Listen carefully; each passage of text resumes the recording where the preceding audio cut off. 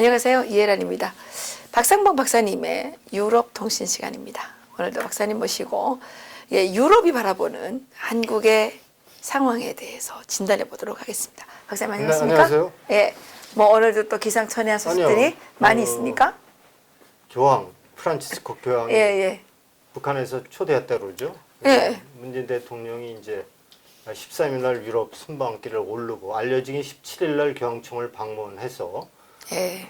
김정은의 메시지를 전달한다고 하는데, 김정은의 메시지는 우리 교황님이 북한에 오시면 열렬히 환영할 것이다 라는 메시지를 전달하는 걸로 알려져 있어요. 아니 뭐 열렬히 환영하겠다는 게 그게 무슨 뭐 말입니까?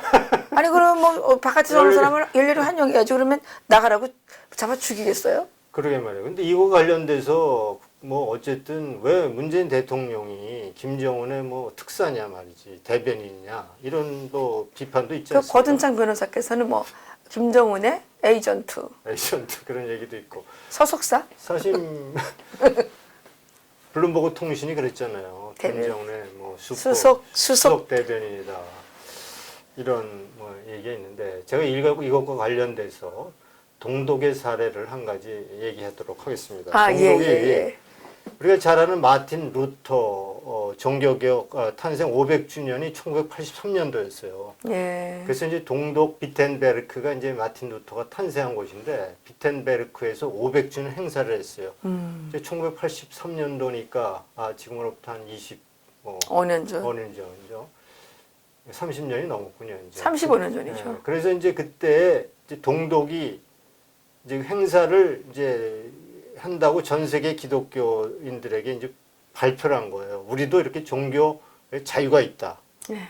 뭐 북한도 그렇지만 동독 헌법에도 종교의 자유가 보장돼 있거든요. 그래서 그때 서독 기독교인 미국, 영국, 네덜란드, 덴마크 등 유럽의 기독교인들이 20만 명이 들어왔어요. 그리고 이제 전 세계 기독교 지도자들이 다 동독당을 밟았죠. 동독당을 밟아서 거기서 이제 동독을 위해서 기도하고 그들에게 여러 가지 행사를 통해서 보이지 않는 메시지가 동독의 이제 기독교인들에게 전파된 거죠.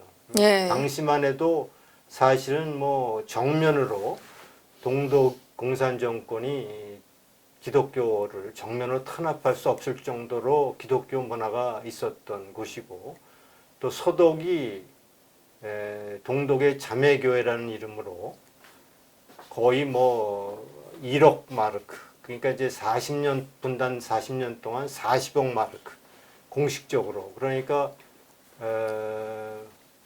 매년 500억 원 정도의 재정 지원을 했죠.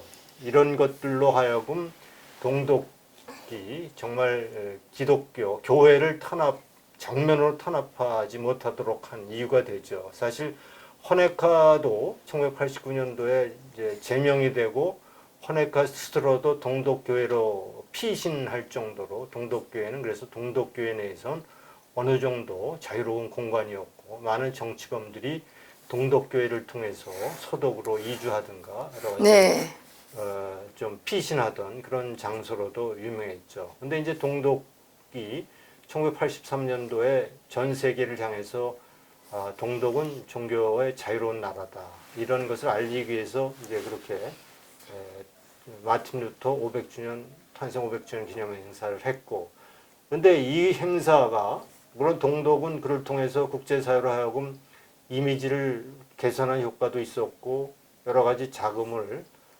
동독에서 많은 재정적인 뭐 혜택이 있었겠죠. 하지만 더 큰 효과가 이제 동독 공산 정권에서는 부정적인 효과죠. 동독 크리스찬들이 암암리에 정면으로 탄압은 아니지만 지속적으로 비밀리에 비공식적으로 탄압하는 과정에서 40년 동안 위축되고 정말 힘을 잃어가고 있던 동독 내 크리스찬들이 많은 전 세계 기독교 지도자 크리스찬들이 동독 땅에 와서 그들을 위해서, 동독을 위해서 기도하고 복음을 전하는 그런 모습 속에서 새로운 힘을 얻은 겁니다. 네. 그러니까 그 행사가 없었다면 사실은 지리멸렬에 갈 수밖에 없던 동독교회와 기독교인들이 오히려 그 행사를 통해서 새로운 힘을 내고 그리고 이제 우리도 동지가 있고 우리를 위해서 기도하고 있는 크리스찬들이 있다. 전 세계적으로 이렇게 힘을 내서 다시 한번 복음 운동을 그리고 기독 교회 활동을 이제 배가할 수 있는 그런 계기가 마련됐죠.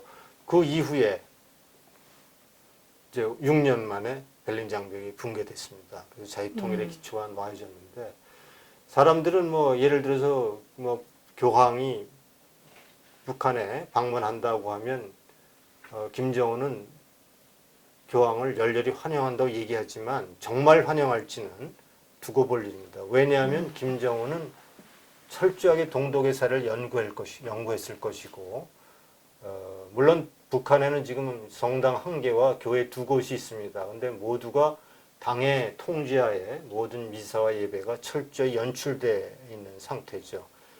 만약에 이제 교황이 방문해서 우리가 알고 있는 북한의 지하교회 성도들에게, 지하교인들에게 교황의 이미지가 어떤 새로운 복음의 힘의 메시지, 그리고 전 세계 크리스찬들이 북한을 잊지 않고 기도하고 있다. 이런 메시지가 지하교인들에게 전달된다고 한다면 김정은으로서는 아주 결정적인 치명타가 될 것이기 때문에 김정은이 정말로 프란치스 교황이 평양을 방문한다고 할 때 정말로 이를 이제 허락하고 승인하고 받아들일지는 아직 미지수다. 왜냐하면 2000년도에도 김정일이 당시에 요한 바오로 2세 교황을 초청한 적이 있었거든요. 근데 뭐 결국은 뭐 무산됐는데 누구 때문에 무산됐겠습니까? 결국은 북한 사정 때문에 무산됐다고 봐야 되고.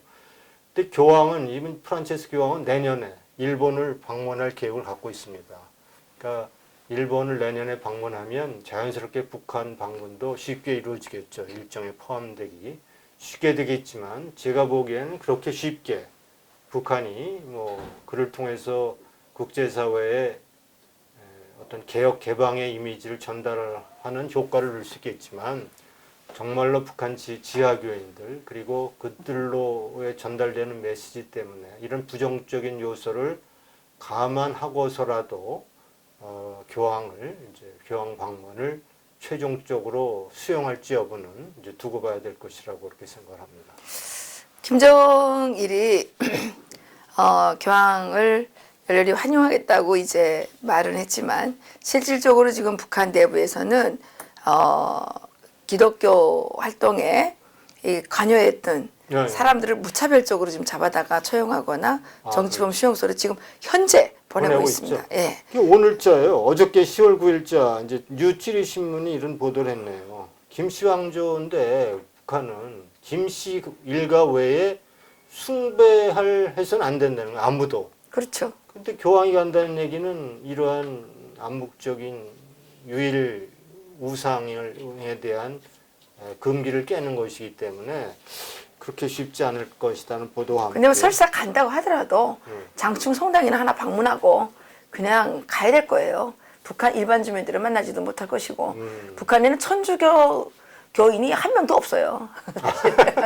그 분명한 사실은 성당이 하나 있고. 성당이 하나 있는데 그거는 그냥 장충성당. 박물관 같은 그런 곳이고 그 안에 그 천주교 신도는 한 명도 없다는 사실, 그건 분명한 사실입니다. 그럼 우리가 지하교인 하면 지하교인 다 기독교, 개신교인인가요? 근데 사실 지하교인도 모르겠고요.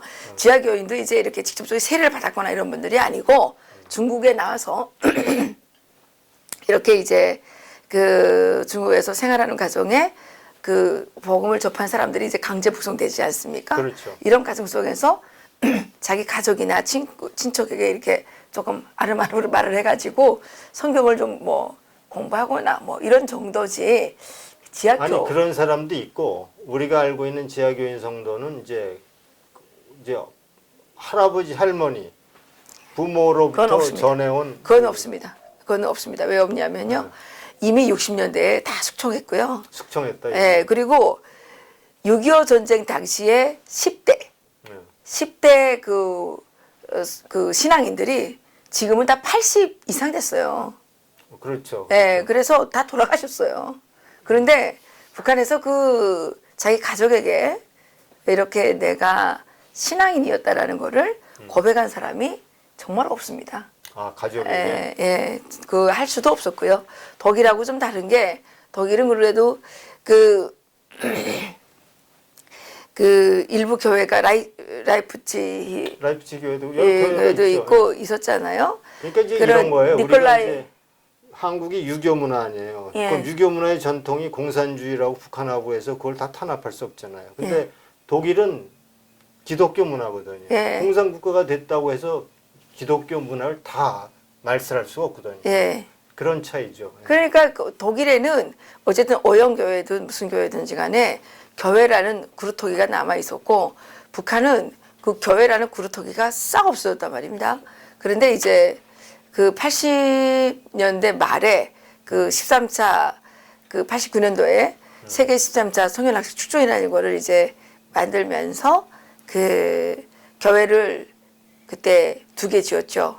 그렇죠. 칠골교회하고 봉숙교회 공수교회, 두 개를 짓고 장충성당. 장충성당을 하나 지었죠. 그건 그때 가짜죠. 북한에서 설명할 때 이렇게 설명했어요. 우리는 주체 조선이기 때문에 이런 그 썩어 빠진 종교를 믿지 않지만 다른 나라에서 오는 사람들이 자꾸만 종교를 얘기하니까. 얘기하니까 우리가 그 다른 나라 위해서? 사람들이 와서 예배드리도록 하기 위해서 이거 만들었다. 그래서 북한 주민들은 못 가요 거기에 가는 네. 사람도 없고요. 근데 뭐 세계적인 선교 단체인 뭐 오픈도어스라든가 이제 뭐 카타콤이라든가 이런 데서는 사실은 비밀리에 북한의 지하교회 성도가 있다는 사실 또 알고 있고 이렇게 연락 관계가 있는 근데 그런 보십시오. 소식도 전하고 있거든요. 박사님, 그게 왜 비밀리에 그게 어려운가 하면 비밀리에 교회가 있다는 거를 한국 사람들도 알고 있는데 북한이 그러면 보위부가 가만 놔두겠습니까? 그리고 그 사진 찍어온 거 저도 봤어요. 그래요? 예, 외부에서 북한에 가서 사진을 찍으려면 보위부 요원이 계속 쫓아다니는데 보위부 요원이 허락해서 찍었다는 건 분명한 사실 아니겠습니까? 보위부 요원은 왜 허락을 했느냐? 그 목사님들이 가서 그 지하교회에 있다고 그러고 나와서 그거를 사진을 자꾸 보여줘야지 돈을 또 모아가지고 북한에 갖다 줄 거 아닙니까?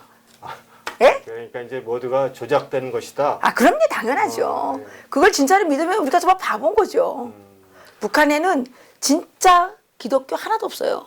진짜 기독교 하나도 없고 다 그 동원된 당간부 기독교들이 있는 거죠. 네. 진짜 기독교는 아마 세례를 받지 못하고 네. 중국이나 이런 데서 그 복음을 이런저런 이유로 어떤 경로를 통해서 받았는데 이 사람들은 교회도 없고 개별적으로 이제 기도를 하죠. 네네. 근데 기도해달라고 전화는 오더라고요.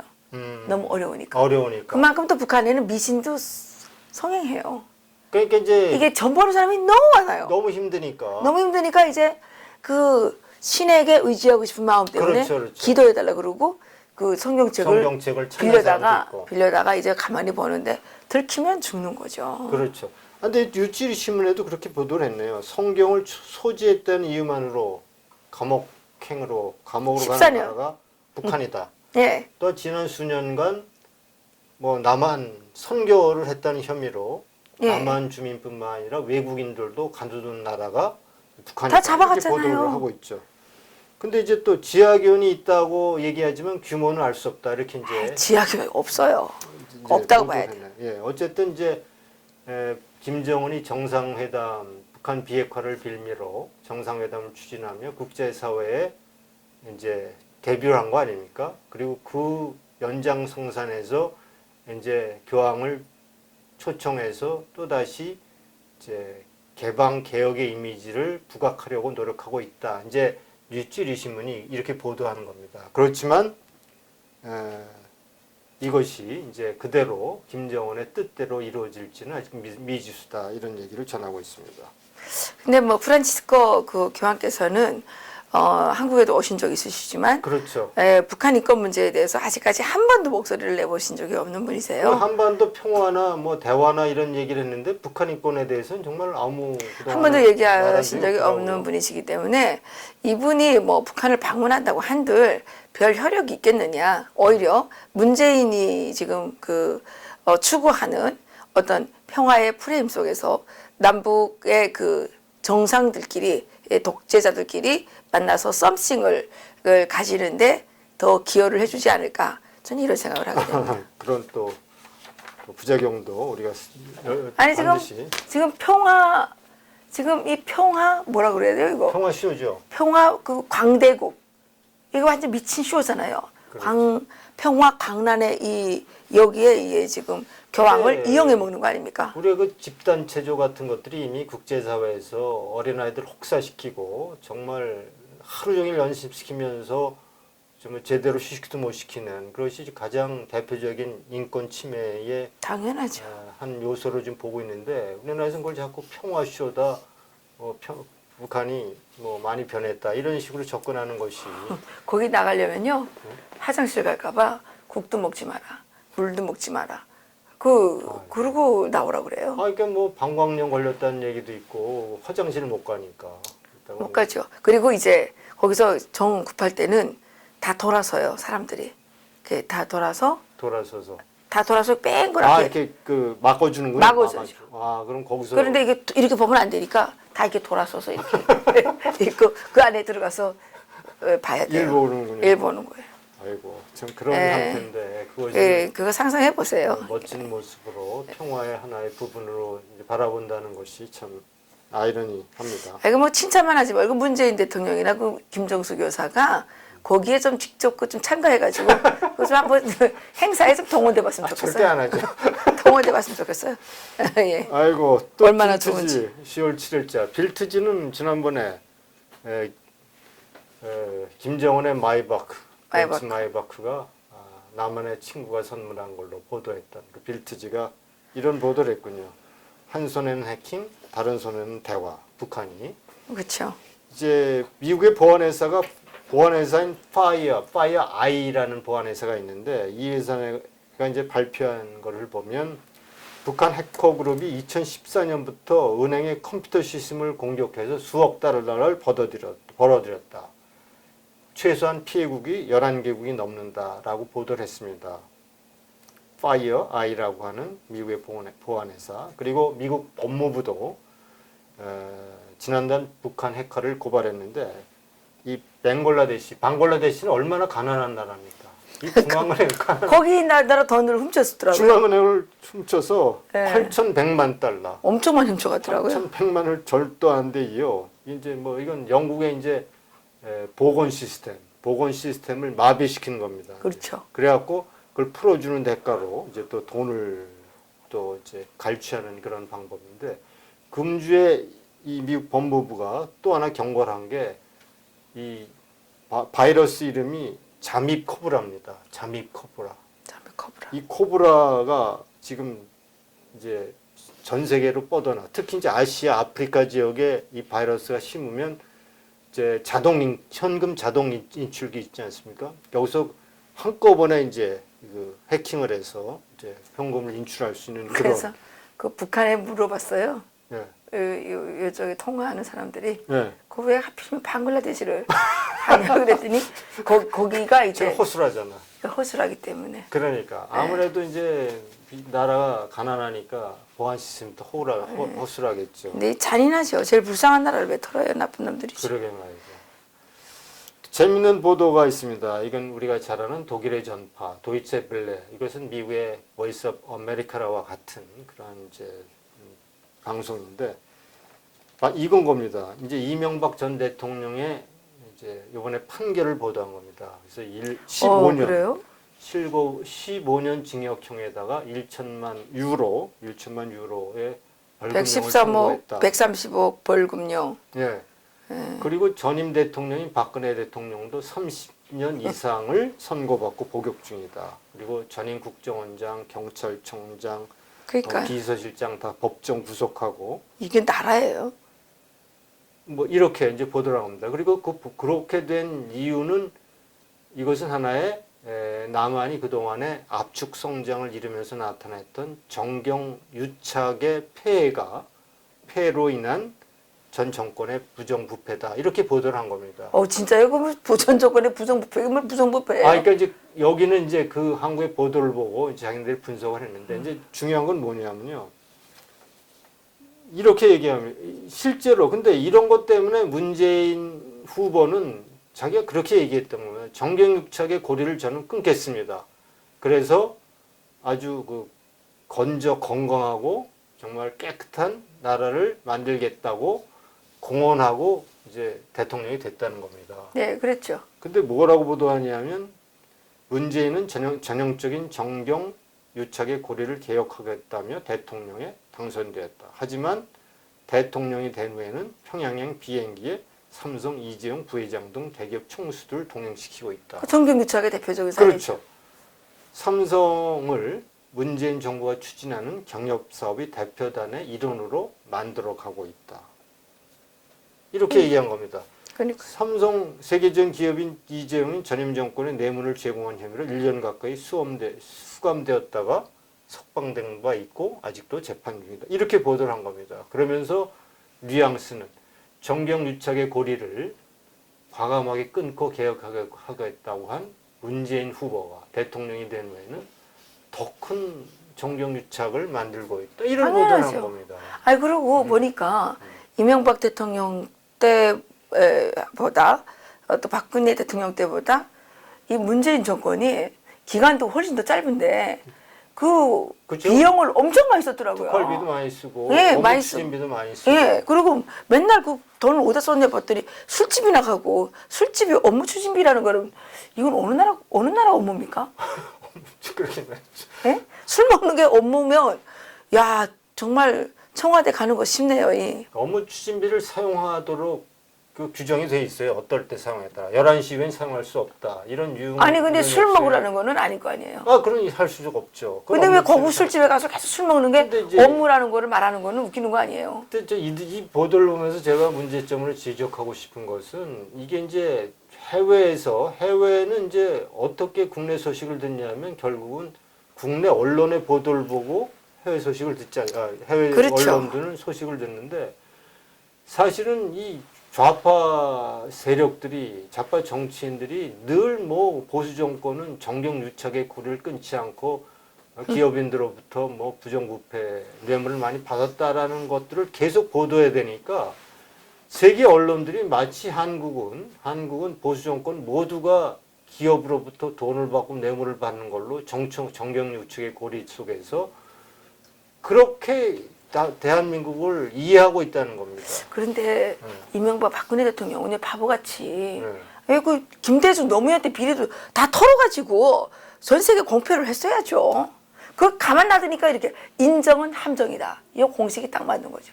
뭐 그런 실수를 좀 했는데 이미 지나간 건데 어떡하겠습니까? 그렇지만 자꾸 이제 이 새로운 정부 좌파 정부가 자꾸 그렇게 과거에 보수 정권을 정경유착의 고리로 밀어버리니까 이거 얼마나 스스로 국격을 훼손시키는. 그러면서 또 자기들은 정경유착을 하잖아요. 자기는 하면서 완전 내로남불 아닙니까? 근데 또 지금 그 감옥에 가 계시는 분들 중에 화이트리스트, 블랙리스트 뭐 작성했다고 지금 다 갔지 않습니까? 그렇죠.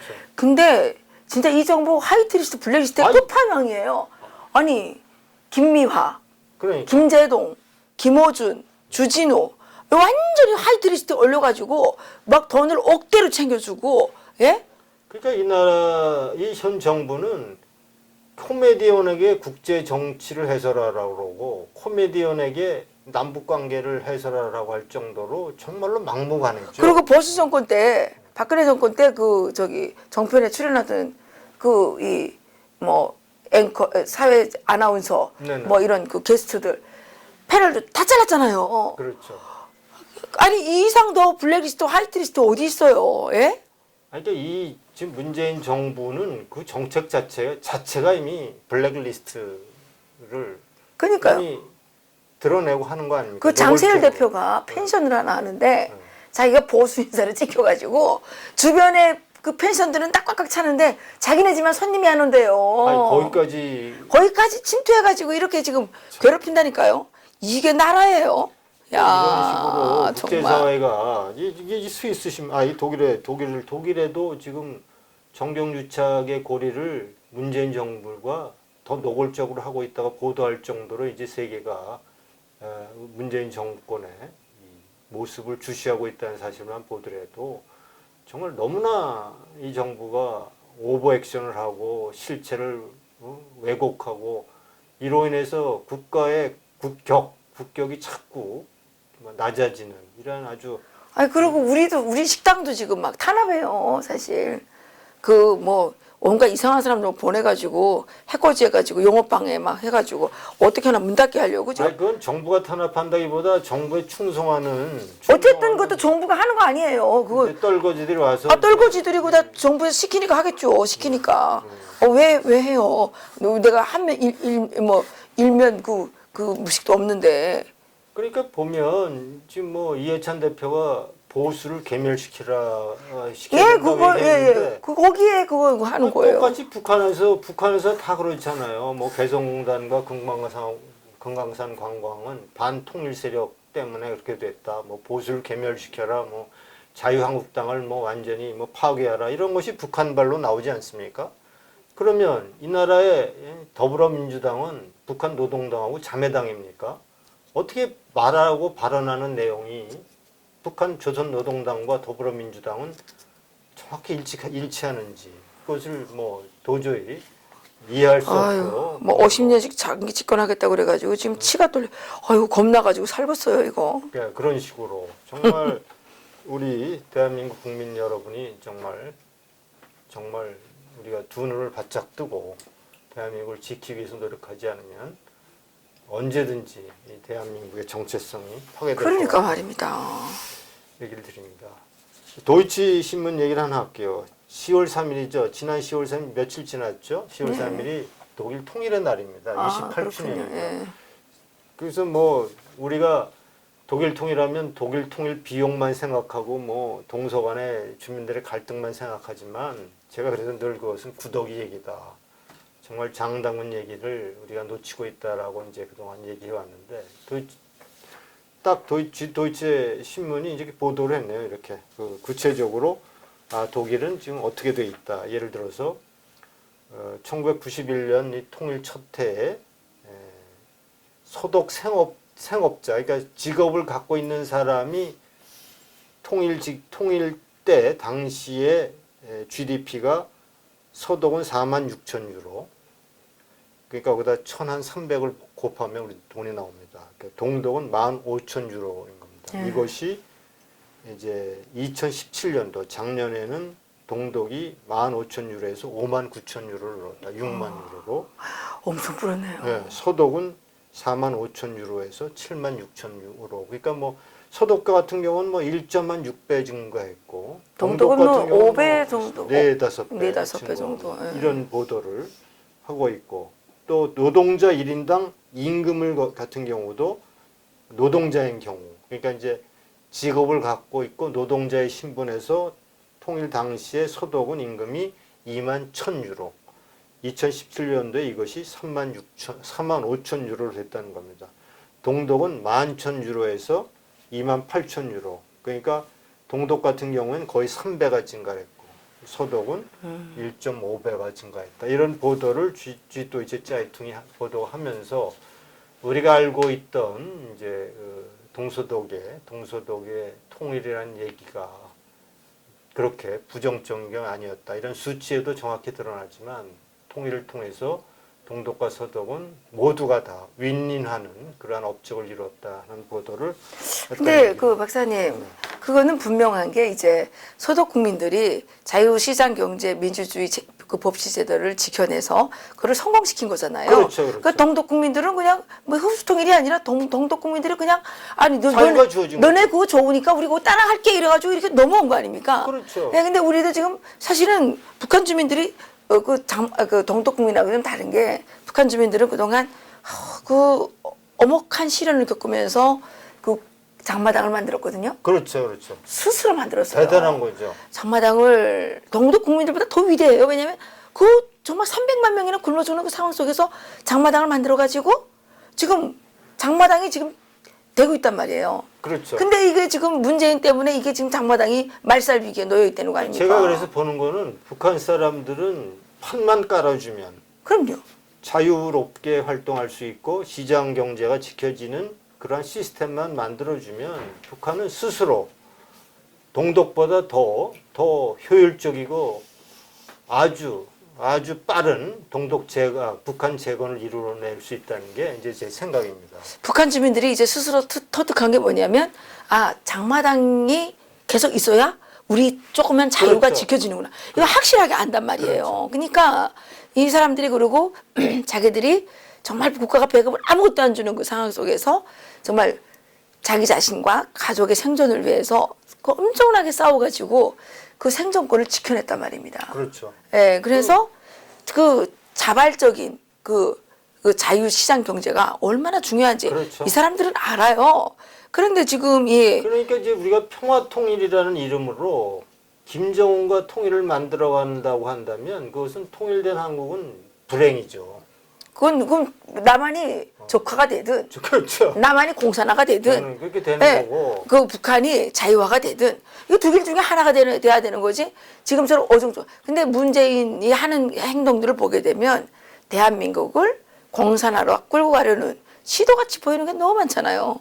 그러니까 이제 그 뭐- 최악의 통일의 시나리오는 김정은과 만들어가는 평화 통일인데 우리가 정말 통일된 이후에 북한 재건을 성공적으로 이루어내고 남북이 하나 돼서 잘 살 수 있도록 하는 것은 뭐 딴 거 필요 없습니다. 우리가 자유 시장 경제를 북한에 정착시켜 주면 북한 사람들은 그동안에 눌려있던 모든 잠재력을 발휘할 것이고 그렇죠. 우리가 생각하는 것 이상으로 아마 북한 경제를 훌륭하게 재건해 낼 것이라는 게 이제 뭐 그래서 뭐 우리가 개성상인 얘기도 있고 또 뭐 북한의 어떤 뭐 예를 들어서 북한에서 살다가 넘어왔던 이남해로 넘어왔던 사람도 있잖아요. 이북 사람들. 예. 전부 대부분이 다 성공했어요.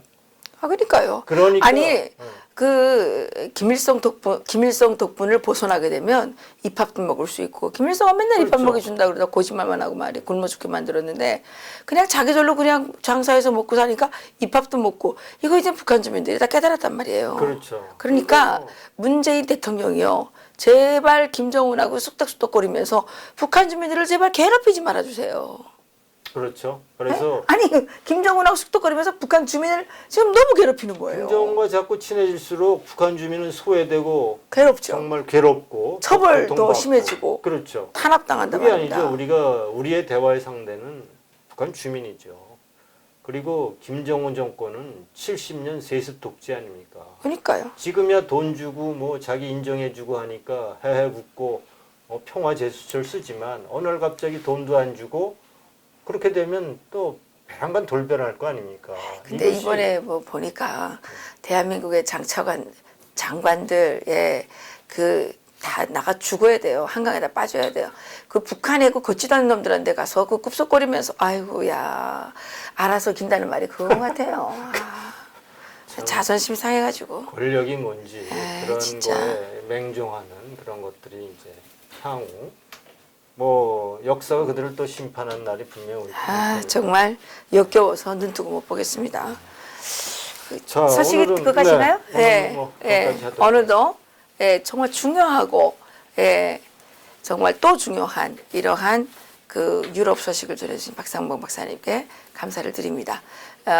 유럽이 전해주는 그 소식들을 통해서 우리가 정말 균형을 어떻게 잡아가야 될지 객관적인 판단이 이루어질 수 있을 것 같습니다.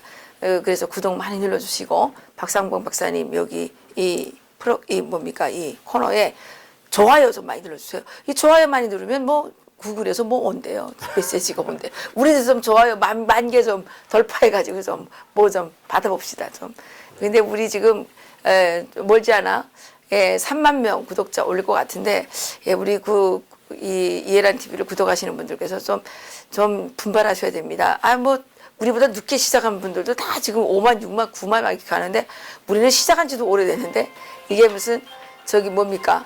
구글의 탄압인지 북한 해커의 이 해킹 탓인지 우리는 지금 올라가지 못하고 있는데 그렇지만 우리가 이걸 이기고 어떻게 하나? 빨리 우리도 10만 명 고지를 좀 돌파해 봅시다. 10만 명은 아니더라도 5만 명까지만 돌파하게 되면 제가 우리 시청자들을 위해서 단단히 한턱 쏘겠습니다. 노래라도 한 곡 불러야 되겠네. 노래가 아니고요. 진짜 맛있는 거 쏠게요. 네, 예, 제가 초대장을 보내가지고 100명을 초대해서 예, 맛있는 걸 쏘겠습니다. 예, 오늘 여기서 마치겠습니다. 고맙습니다. 고맙습니다.